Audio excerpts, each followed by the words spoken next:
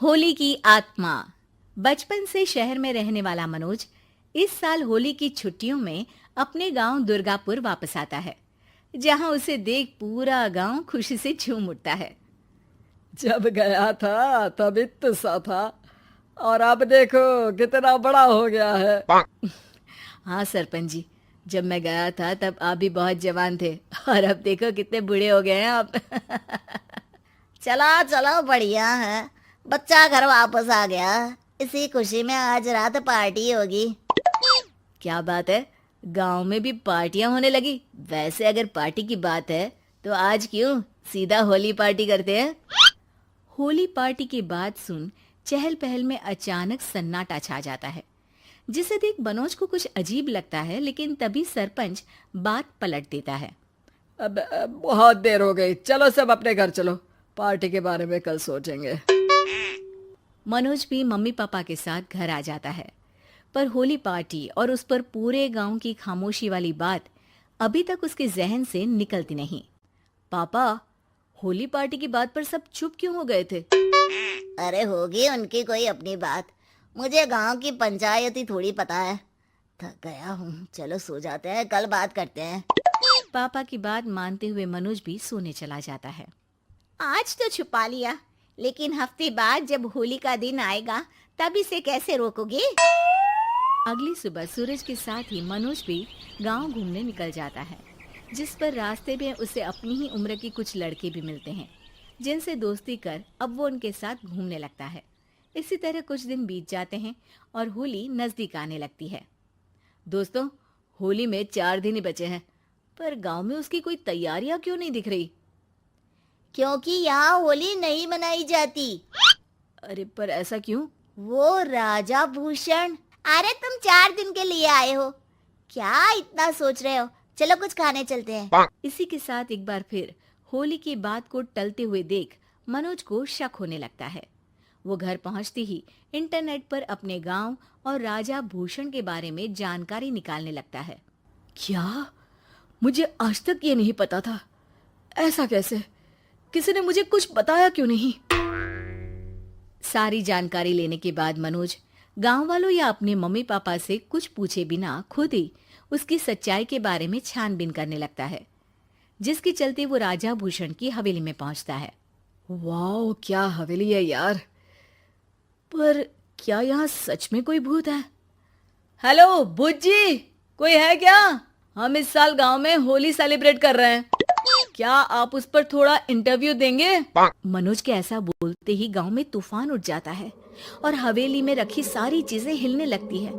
एक अदृश्य शक्ति मनोज को धक्का देकर हवेली से बाहर निकाल दरवाजा बंद कर लेती है। ये सब देख मनोज हैरान रह जाता है। क्या अभी मुझे हवा ने धक्का देकर बाहर निकाल दिया?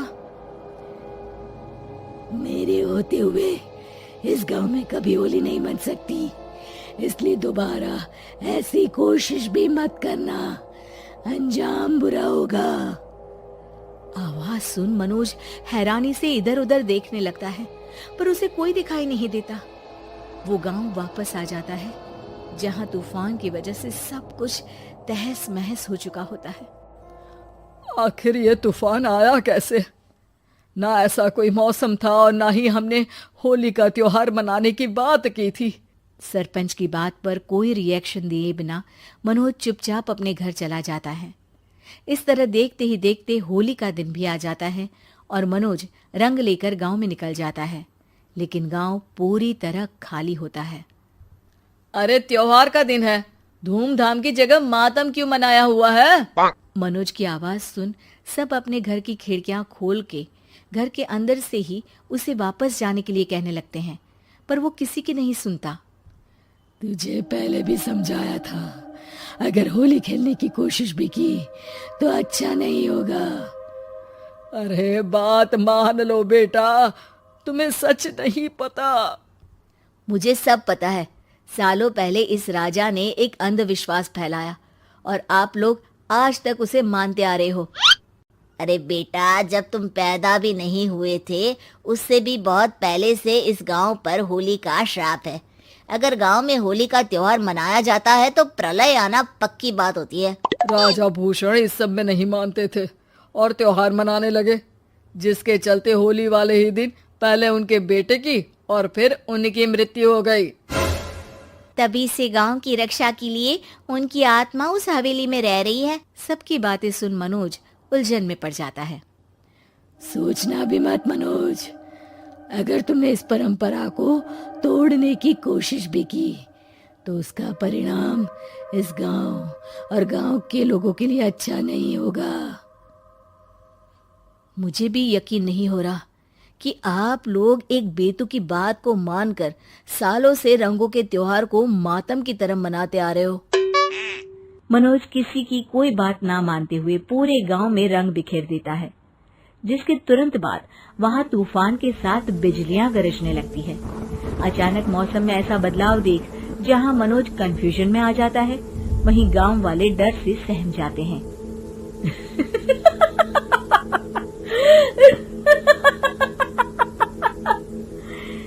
इस लड़के ने हमारे जैसे सिर्फ अपने स्वार्थ के लिए नहीं बल्कि पूरे गांव की खुशियों के लिए यहाँ होली मनाई है, जिस वजह से अब इस गांव पर होली का श्राप टूटता है। ऐसा बोलकर राजा का भूत वहां से गायब हो जाता है, जिसके बाद गांव के लोग धूमधाम से होली मनाते हैं।